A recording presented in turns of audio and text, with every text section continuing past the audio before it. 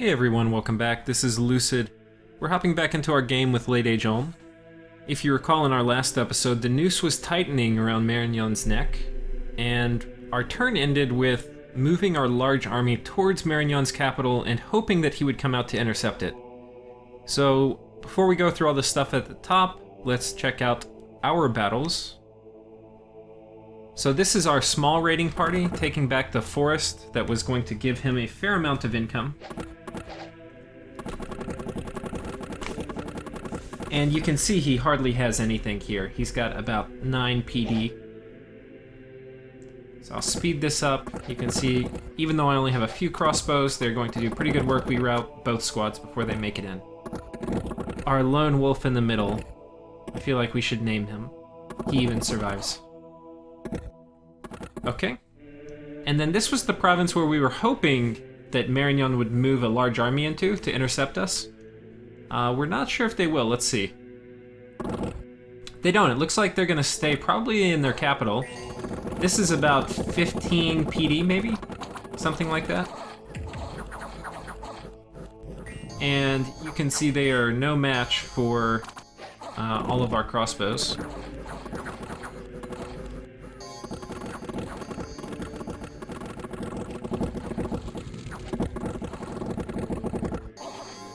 Yeah, and there we go.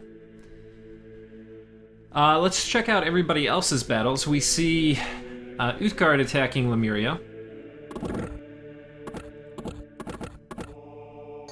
So what Utgard's doing is they're moving a big army into a province that Lemuria had a bunch of PD, and this is really good PD. It's heavy cav and crossbow. So the Lemurian player saw an opportunity when they were raiding to do a PD dump on really good PD. And I know it repelled an Utgard invasion earlier, so it's already kind of paid itself off, probably. But that said, it is not going to hold up to a large army. And so, yeah, they are getting wrecked, though they may have inflicted some casualties upon Utgard. And you've noticed Utgard's building a lot of these boulder hurlers, which in and of themselves are not very good. However, they're very good at sieging castles. And the thing about Lemuria is not really a nation of ghosts, though they look like it. It's really a nation of castles, as I've said several times. So these are very, very good if you have enough mage support behind them to really crush Lemuria. And then we have a battle in Mictlan. So there's just a token troop on top of Mictlan. It is a consul. And he is going to self-buff, and then these guys are going to run in. These guys do not really have a bless for suited for fighting Lemuria. Decay weapons is not very helpful. The defense is okay, but not great. And the strength and the blood surge are okay, but like blood surge is definitely not good against thugs. So this is a very ill-suited bless for fighting Lemurian thugs. You couldn't really have a worse one. The decay really doesn't do much, but he has enough of them, and they do a fair amount of damage, so that if a couple of them hit, then they will eventually kill it. But those are all cap-only troops, I believe, and or he's certainly only able to produce them out of his capital. So it's not very cost efficient, as you can see, since he is failing woefully in his battle to keep the island.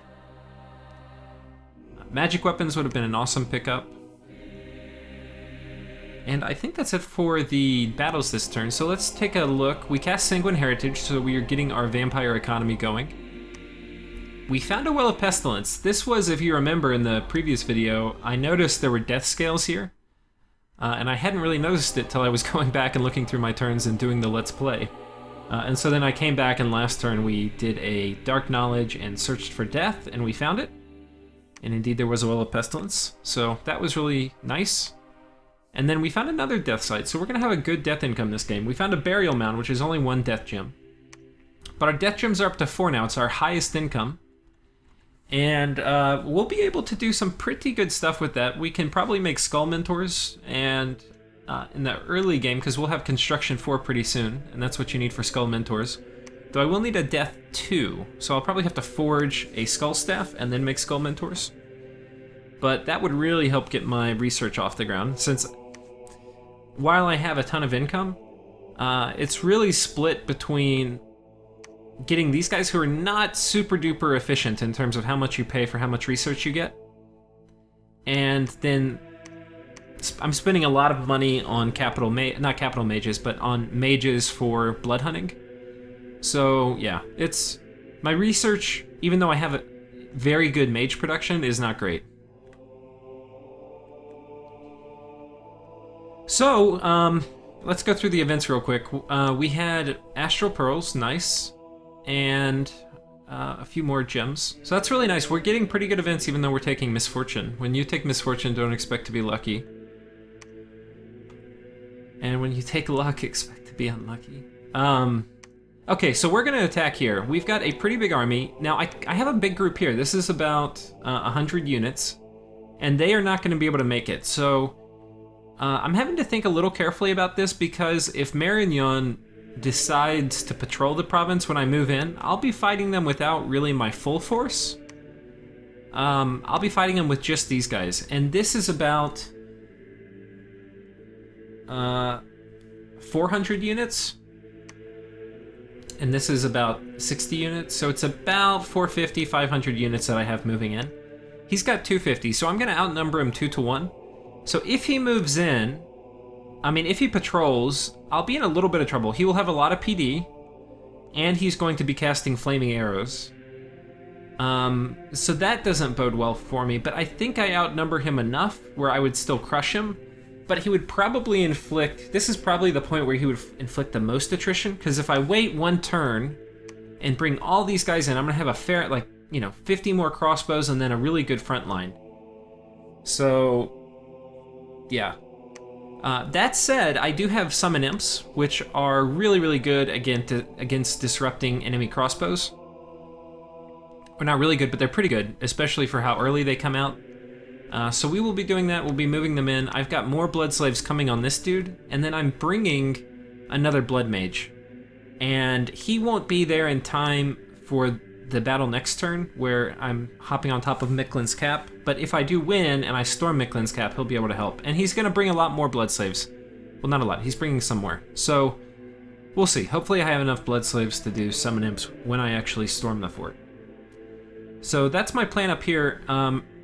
I'm hoping, I had kind of written Micklin off as being totally dead, but I'm hoping now that they've got, some cap ring provinces, they might be able to kind of struggle and take their land back and put up a good fight against Lemuria, but I'm not sure. Lemuria's got a lot of infrastructure down here. He's got 1, 2, 3, 4, 5, 6, 7, 8, 9, 10, 11, 12.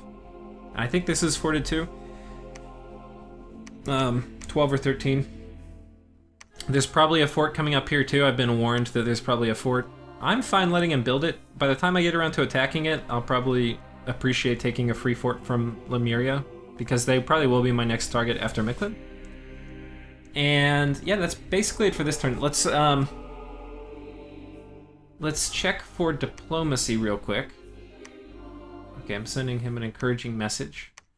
And I think that's about it. Oh, there's some spy here causing unrest, which is annoying. I'll have to patrol that soon.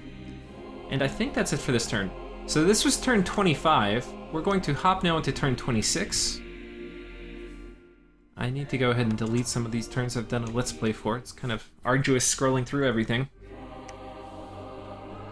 Okay, so we have a message from Urethra. Those are just there because they were what were being recruited, and I haven't moved them out yet, so no worries. I actually attacked Lemuria, so I'm committed in another war currently anyway. Okay. So that's good for two reasons. One is he's saying he's not going to attack me. Secondly, he's fighting Lemuria. We've empowered in nature. I didn't show you this last turn, but empowering is expensive. It's the cheapest way to empower is if you already have one path in something. It's only 30 gems, which if you think about it is not that much more than a magic boosting item. So it's not horrible to empower. And then this is a really good cross path to empower because this is going to allow me to forge a Thistle Mace. And then once I hit construction 6, I can forge a Moonvine Bracelet, and this will get me all the way up to nature 4. Nature 4. And from there I can cast a lot of very useful spells. So, yeah. we're going to, but I have very little nature income. So she's going to go with her middling nature 2, because I'm not going to be able to, even though I have construction 4 research now, or research this turn, I'm not going to have enough income to make nature gems without alchemizing, which I don't, to make a thistle mace without alchemizing pearls to nature gems, which I don't really want to do. So we're going to go ahead and try to find some nature sites, and we may come back later and search all the way up through nature 3, because I do like doing that in forests. And yeah, so that's that event. Dark Knowledge, we found a graveyard of the damned. That's a really good site. It's a death 2, so my death income is now up to 6. And we cast Dark Knowledge 2 more times. Oh, we found a Garden of Bones. Why isn't my death income... Okay. Apparently this site also got raided, so that's why my death income is not up to 7, but it will be when I take it back. And what else? We've got a lot of blood saves this turn. Look, it's like almost 50. And we have some battles. So here's a battle in the Fortress of Marignan. These are our dudes. And this is just PD. And so you will see how this works for them.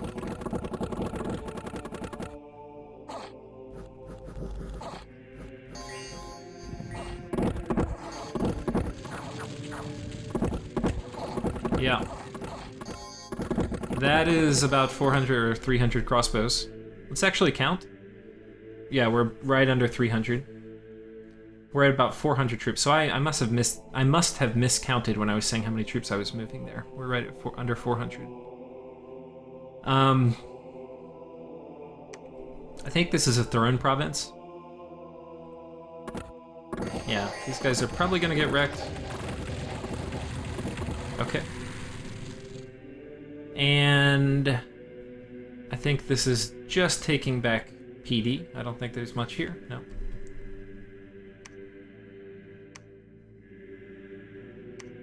And this, so we had an unexpected event in the woodlands. Vinemen are now spreading their influence to the rest of the province. It's kind of weird I had 2 events in one province. We had an ill omen, which increased misfortune, and then almost as if by that misfortune, we had Vinemen attack. So, yeah, I think we got crushed here. I think I had a mage. Oh, no, I didn't. Yeah, those guys get wrecked. We didn't even kill anybody. We discovered a dude, and that's about it. So, yeah, we're gonna go site search. We are... I'm gonna take this, but I think he's got 200-something troops in here, so I'm whittling the walls down. I don't know how much, but there's a ton of walls in, so it's probably gonna be not this turn I pop it, but the turn after. So what I'm gonna do is I'm gonna bring enough troops in to, I think, decisively kill these guys. I don't want to busy at taking it. So, yeah, we're going to do that, and then I'm going to go ahead and move some other dudes on top of this. And especially the wolves. The wolves are not going to help much versus Bogus, or Bogaris, or whatever, however you say this guy. And yeah, the wolves are going to help a lot bringing these walls down faster, so we're going to move them in. I'm also looking at the supply usage. There's a ton of supplies here, as there are in most caps, so I can put a pretty damn big army on it. Without any supply items, so I've still got room to add more troops without worrying about disease. And yeah, so we're looking good there. In terms of recruitment, we're doing Zweihanders. I'm trying to get a lot of infrastructure up. I've got a palisade coming up here. I want to be building a palisade here soon too, and I want to be building one here. I want to get all my temples at least with palisades on them, which I'll probably eventually turn into castles, or fortresses, whatever they're called, castles. So that's going to be expensive, and I don't really need to crank military anymore to expand down here. And I do want to help get Lemuria off this island, but I'm really big now, and the risk is that I get so big that I get a coalition forming against me, and I'm right at that limit. So normally I would be upset by Abyssia taking this, but actually it helps kind of balance the game state out. Like Abyssia will be stronger, because I think he comes down here. He's still not that big, but he's strong enough. And if I had this is probably a really high income province, so it would make me even stronger and maybe push me over the edge where people want to form a coalition against me. But that said, Lemuria is still the bigger threat, so yeah. But I think my next move is going to be taking Lemuria, and if I get these lands before he wipes the population out, that would be really nice. So we're going to reinforce this. We're going to take this province. I've got my... One of the big problems you have with this nation is you have really bad access to Holy Threes. So this guy is going to slowly move all the way up here. Eventually, I think after I claim maybe this throne, I'm going to probably kill this dude. Because his map move is really slow and I only have one holy guy. So I'm probably going to want to get a flyer, like a vampire, to be my prophet. It's kind of what I'm thinking. But yeah, I'm not in a super hurry for that. I do want to get this throne though, because this is really good. Precision is super nice. Yeah. We're going to be taking this back. I'm taking all my dudes who are garrisoned here, and then some wolves for my capital. And this should take this pretty well. And I might be able to even push through into this throne, since it's probably a kind of shitty throne. I've been talking with Abyssia too, and Abyssia said he is going to push back. I don't know, but Abyssia attacking me would be really dumb, because heavy infantry get freaking wrecked by Olmish crossbows. So, and he also said he wasn't going to attack this. Now, if he did attack this with his army and lied to me, he would probably kill me. But that would not probably be very smart of him. And this province I need to get eventually, but it's a lot of heavy cap. So that is it for this turn, which was turn 26. We're going to load up turn 27. Oh, we're going to check turn 26 real quick for diplomacy, since I always forget. Oh, I don't have any? Okay. A lot of my diplomacy's done out of the game, too. Okay, so we have 2 gems from Utgard. I was supposed to send him 10 astral gems, but I forgot, so I'm going to send him this turn. But this is going to allow me to forge some boots.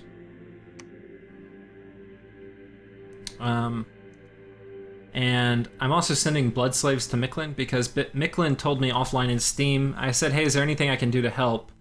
And he said, yeah, if you give me some blood slaves, I can communion my priests up, and then they can do a lot better banishment. Because he's basically, I've been told in offline, there's a 300-person Lemurian army right here that's going to be on top of Micklin's cap this turn, and there's nothing really anybody's going to do to stop it. You can also see a fort popped up here. So we'll go through the events. I finished construction, and then I topped up alteration and then enchantment. We cast Dark Knowledge. I think we find one site here. Yeah, we found a battlefield right here, so that's nice. And I do need to patrol this. This is really annoying. I've actually got a lot of unrest, and it's a high pot province, so it's really actually costing me. Okay, we're gonna watch this. Sorry for spoiling it, but this is the attack on. I will say it correctly this time, because I will check before I do it. Bogus, the troll. And you can see the crossbows are doing pretty good work here. Oh, he did cast Air Shield though, so we're not going to be that effective now. Let's pause real quick. I think the flyer is probably back here, middling around with me. Okay, he's only got 3 HP left, so okay, he routed, which is fine. We do want to kill these guys though. Okay, we got him, because you can get their items, which is quite nice. Bogus has pretty damn good items. He has a Wraith Sword, which is pretty damn good. And greenstone armor, which is not bad. High encumbrance, but if you put it on, I don't know, let's say like a vampire lord, they get really hard to kill. Precious, which gives attack skill and strength, also really good on vampires. And this would not be bad on vampires. I think their life drain attack may be better, maybe not, I'm not sure.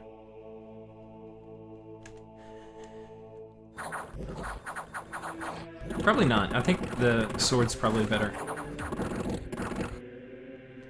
Okay, that was that, and this is a battle taking back the woodlands, which were raided from us from the Vinemen.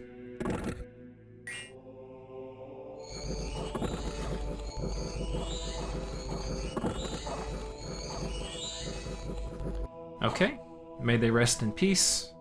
Our fortune tellers did some work. We got some water gems, nice. And I think that's it. We have our fort finished here. So we're now all the way up. We can, and I'm not really using it, but we can recruit another dude. But I'm super... Building all these forts is kind of dumb when you're income constrained, because like I'm building a fort. I'm going to build a fort here, I'm going to build a fort here, and I'm going to build a fort here on my thrones. Because I don't, especially if I'm going to be fighting Lemuria, I don't want him raiding my thrones. It takes me forever to freaking claim these things. And if he raids it, then I lose, and I don't have a fort there, then I lose my claim on the throne. So I don't want to do that. So I want these thrones all forted before I fight Lemuria, which will probably be next. But unfortunately, doing it, I'm going to have way more... I'm not going to have enough gold to spend on all... Like, I can't even probably max out mage production, much less mage and troop. So, anyway. But we got a pretty good stack of dudes here. We're going to go attack this. We are going to pull these guys down here, and this will... I think this turn it will break it. Because I think the turn before, like if we do rough math, they have 200 dudes in there, let's say, who are going to repair 100 a turn, because they're not very effective at repairing. I have 500 dudes here now. So the first turn I had 400, which we're going to do 400, let's say, siege damage. And it would be 100 would be repaired, so I probably knocked about 300 off the first turn. Then I added another 100, and I probably knocked about... I added another 100, and so then I probably knocked 400 off the second turn, so I was probably at like 300 to 400 defense left. This turn, when I move all these guys in, I should pop it, and then I can hop inside. I've got these guys I've got these guys loaded up with extra slaves. I'll probably distribute the remainder to them also, just in case the battle runs long. They can do more stuff. Or if they do, one thing you can do is if you're getting attacked and you know they're about to storm you, you can have one decent mage pop out, and that turn, there will be a battle that will happen before the fort battle, and that may trigger gem usage, which for me might be like wasting blood slaves, which ultimately might be the deciding factor in, whether he's able to use his crossbows effectively. So anyway, putting extra gems for a fort fight is a good idea, which is what I'm gonna do. But yeah, that's basically it. In terms of blood economy, because that is the big variable, we've got one vampire lord with a bunch of these guys. We just hit construction 4, so I'm making a sanguine dowsing rod. I want to make more, but I also want to make vampire lords, and I had enough blood slaves this turn to cast a vampire count, so I'm gonna do that. Next turn I'm probably gonna say screw vampire counts, I'm gonna just tap out sanguine dowsing rods. So yeah, that's basically it. Next episode will be the final battle with Lemuria, and then we will begin preparations for the Lemurian War. And I will be focusing on getting my blood economy going, because vampires are going to be an awesome tool for dealing with Lemuria in the late game. Because if we look at how it's playing out, Abyssia is kind of a medium-sized power, Utgard's a large power, I'm a large power, and Lemuria is a large power. Pythium is a kind of medium. So the tier 1s right now are me, Lemuria, and Utgard, and maybe Abyssia. The tier 2s are maybe Abyssia, Erithra, and Pythium. And then the person who's going to get knocked out soon is Lemuria. So that's kind of how the game's shaping up. I'm really well set up to fight Lemuria in the late game. I'll wreck them.